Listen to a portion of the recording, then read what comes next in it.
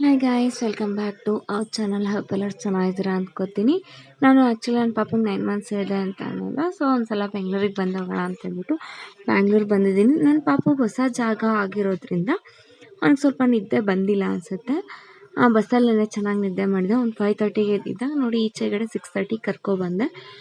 ಈಚೆಗಡೆ weather ಅಂತೂ ತುಂಬಾ ಕೋಲ್ಡಾಗಿತ್ತು.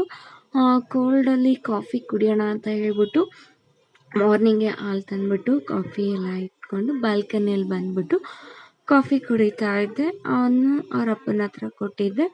So next ನಮ್ಮ ಅಕ್ಕ ಅವರು ನಾವೆಲ್ಲ ಹೋಗಿ, ಅಂದರೆ ನಮ್ಮ ಅಕ್ಕ ಬಂದ್ಬಿಟ್ಟು 15 ದಿನ ಆಗಿತ್ತು ಊರಿಗೆ. ಸೊ ತುಂಬಾ ಡರ್ಟಿ ಇತ್ತು. ಅಂದರೆ ಅಡುಗೆ ಮನೆ ಕಿಚನಲ್ಲಿ ಕಿಟಕಿ ಓಪನ್ ಮಾಡಿದ್ವಲ್ಲ, ಧೂಳೆಲ್ಲ ಕುತ್ಕೊಂಡು ಅಂಟಾಗಿತ್ತು. ಬಾಕ್ಸ್ ಆಗಿರ್ಬೋದು, ಹಾಗೆ ಗ್ಯಾಸು ಸ್ಟವ್ವು ಎಲ್ಲನೂ ಅಷ್ಟೇ ತುಂಬಾ ಸಿಕ್ಕಾಪಟ್ಟೆ ಗಲೀಜಾಗಿತ್ತು.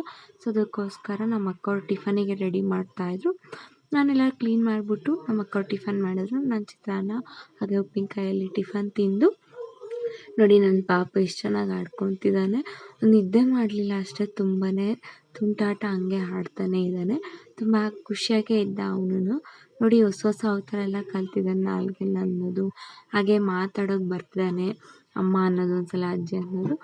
ಮಧ್ಯಾಹ್ನ ಆಯಿತು. ಮಧ್ಯಾಹ್ನ ಊರಿಂದ ತಂದಿರೋಂತಹ ನುಗ್ಗೆ ಸೊಪ್ಪು, ಅಲ್ಲಿ ಹೆಸರು ಮುದ್ದೆ ಮಾಡ್ಕೊಂಡು ಊಟ ಮಾಡಿಬಿಟ್ಟು ನಮ್ಮ ಅಣ್ಣವ್ರು ಬಂದಿದ್ದರು. ಊಟ ಮಾಡಿಕೊಂಡು ಎಲ್ಲರೂ ಒಂದು ರೌಂಡ್ ನಿದ್ದೆ ತೆಗೆದ್ವಿ. ಇಷ್ಟ ಆಗಿತ್ತು ಇವತ್ತಿನ ಮಿನಿ ಬ್ಲಾಗ್.